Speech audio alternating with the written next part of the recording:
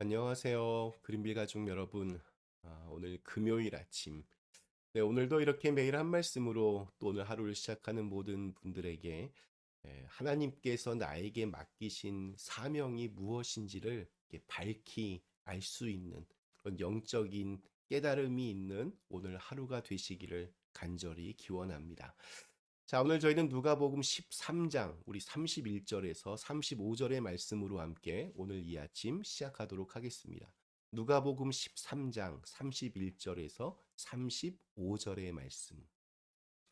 곧 그때에 어떤 바리새인들이 나와서 이르되 나가서 여기를 떠나소서 헤롯이 당신을 죽이고자 하나이다.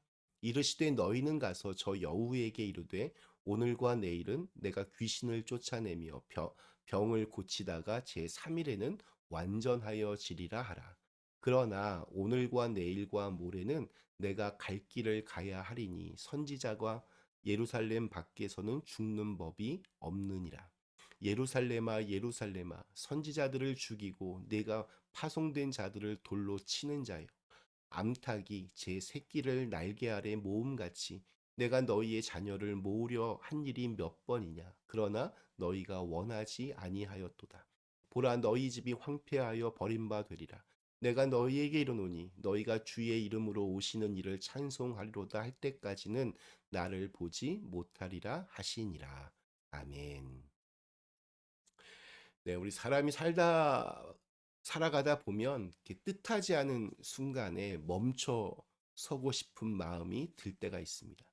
네, 마음은 좀 더 이렇게 앞으로 가야 한다라고 말하지만 상황은 자꾸 이렇게 뒤에서 잡아당기고 또 불안함이 우리의 걸음을 흔들어 놓습니다. 누군가의 말 한마디가 우리의 마음에 짙은 그림자를 드리우기도 하고 또 예측하지 못한 사건이 앞길을 갑자기 이렇게 좁혀 오기도 합니다. 오늘 읽은 말씀 속 예수님도 그러한 순간을 맞이하십니다. 어떤 바리새인들이 찾아와서 헤롯이 당신을 죽이려고 하니 이곳을 떠나십시오라고 말합니다. 그들이 진심으로 예수님을 이렇게 보호하려던 것인지 아니면 예수님의 사역을 방해하려고 하는 술책인지 오늘 읽은 이 말씀으로는 정확한 그 의도를 알 수는 없습니다. 하지만 분명한 것은 사람들은 예수님께 떠나라라고 그렇게 말하고 있고 예수님 앞에는 죽음의 위협이 서 있었으며 사실 예수님은 지금 이 길을 계속 가야 하는지 말아야 하는지 결정해야 하는 아주 중요한 순간에 놓여 있었다는 사실입니다. 우리 인생에도 이러한 순간들이 찾아옵니다. 사람들은 우리에게 다양한 말들을 합니다. 이제 그만하세요. 괜히 고생하지 마세요. 이쯤에서 그냥 그만두는 게 좋지 않을까요? 그리고 우리는 선택 앞에서 흔들립니다. 앞으로 계속 나가야 할지 아니면 멈춰야 할지.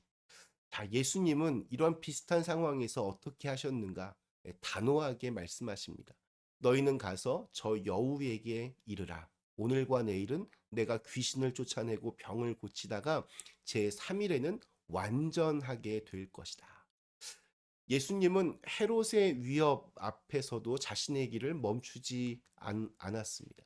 누군가의 조언에 흔들리지 않고 상황의 압박에 주저앉지도 않았습니다. 예수님에게는 사람의 말보다 더 뚜렷한 기준이 있었습니다. 하나님께서 맡기신 길이었습니다.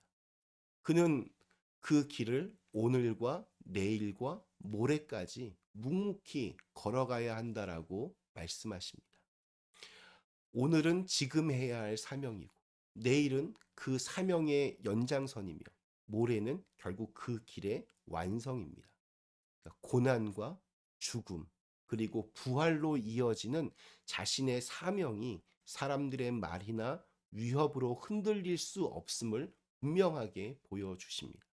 하나님께서 주신 길은 흔들림 없이 걸어야 한다는 것을 보여주고 계십니다.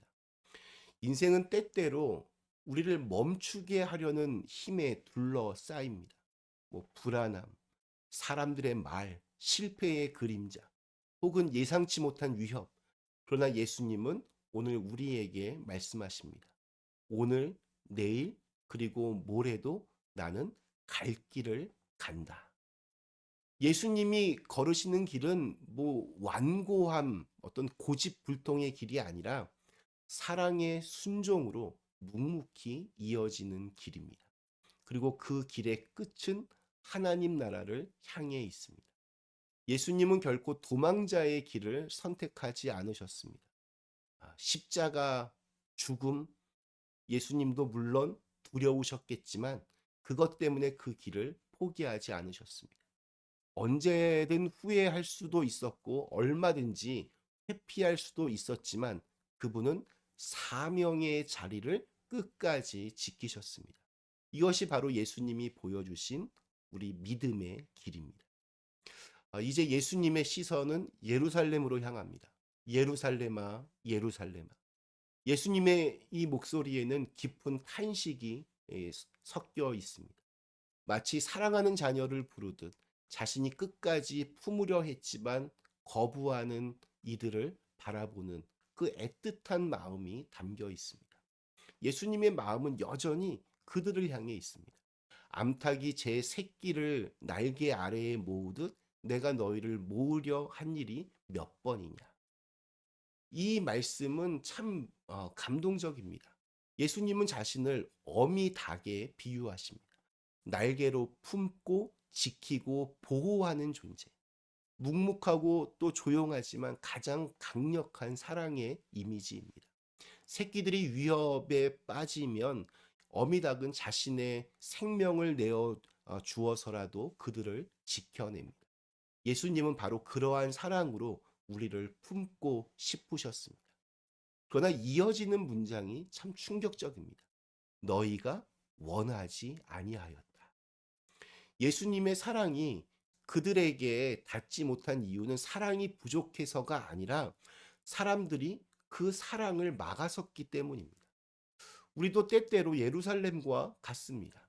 예수님이 불러 모으시는 자리로 나가기보다는 엉뚱한 길을 택할 때가 있습니다. 안전한 날개 아래로 들어가면 보호받고 또 쉼을 얻을 수 있음에도 자꾸만 사랑의 부르심을 거절합니다. 예수님은 우리 인생 가운데 수없이 날개 아래로 들어오라라고 그렇게 부르십니다. 그런데 우리는 바쁘다고 또 미루는 마음으로 때로는 교만함으로 그 부르심을 그냥 허투루 흘려 보냅니다. 예수님의 사랑은 이미 우리를 향해 이렇게 활짝 열려 있는데 정작 우리의 마음이 그 사랑의 품 안으로 들어가지를 못하고 있는 겁니다. 예수님은 이어서 말씀하십니다. 보라 너희 집이 황폐하게 버림받으리라. 사랑의 품을 거절한 자들의 삶은 결국 황폐함으로 귀결됩니다. 이것은 하나님이 벌 주시는 모습이라기보다는 주님의 보호 밖에서 스스로 맞이하게 되는 메마름을 의미합니다.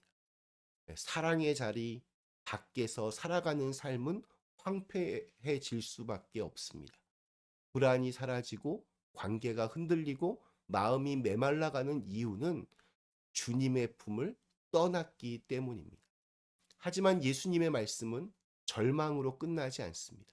너희가 주의 이름으로 오시는 이를 찬송하리로다 할 때까지는 나를 보지 못하리라. 주님은 끝까지 이렇게 문을 완전히 닫지 않으십니다. 회복의 가능성을 열어두시고 우리가 마음을 돌이키는 날을 기다리고 계십니다. 주님의 사랑은 한 번 거절 당한다고 그렇게 사라지지 않습니다. 예루살렘이 거부해도 다시 부르시고 돌아서도 다시 초청하시고 멀어져도 끝까지 손을 내미십니다. 오늘 말씀 앞에서 우리는 두 가지를 좀 깊이 돌아보게 됩니다. 나는 지금 어떤 길을 걷고 있는가? 사람들의 말과 두려움에 흔들리는 길인가? 아니면 예수님처럼 사명을 붙잡고 묵묵히 걸어가는 길인가? 예수님은 십자가의 그 어둠을 아셨지만 그대로 걸어가셨고 그 길 끝에서 부활의 빛을 드러내셨습니다. 우리의 길도 주님을 따라갈 때 비로소 의미가 생깁니다. 그리고 또 다른 질문 하나는 나는 지금 어디에 머물고 있는가입니다. 주님의 날개 아래로 들어가고 있는가? 아니면 여전히 나만의 길을 고집하며 그 주님의 날개에서 멀리 떨어져 있는가? 예수님의 품은 언제나 우리를 향해 활짝 열려 있습니다. 문제는 우리의 마음입니다. 사랑 안으로 들어가는 겸손과 용기가 우리에게 있는지를 돌아봐야 합니다. 오늘 우리에게 주신 하루 예수님의 날개 아래로 들어가는 길은 어, 깊은 쉼과 또 주님이 맡기신 길을 묵묵히 걸어갈 용기가 우리 모두에게 함께 있기를 간절히 기원합니다. 잠시 함께 기도하겠습니다. 좋으신 하나님, 저희로 하여금 언제나 주님의 그 날개 아래 머물 수 있는 그런 선택이 있게 하시고 또 이 우리가 걷는 이 길이 주님께서 기뻐하시고 또 원하시는 그런 사명의 길이 될 수 있도록 우리의 삶을 우리의 발걸음을 인도하여 주시옵소서. 예수님의 이름으로 간절히 기도드리옵나이다. 아멘.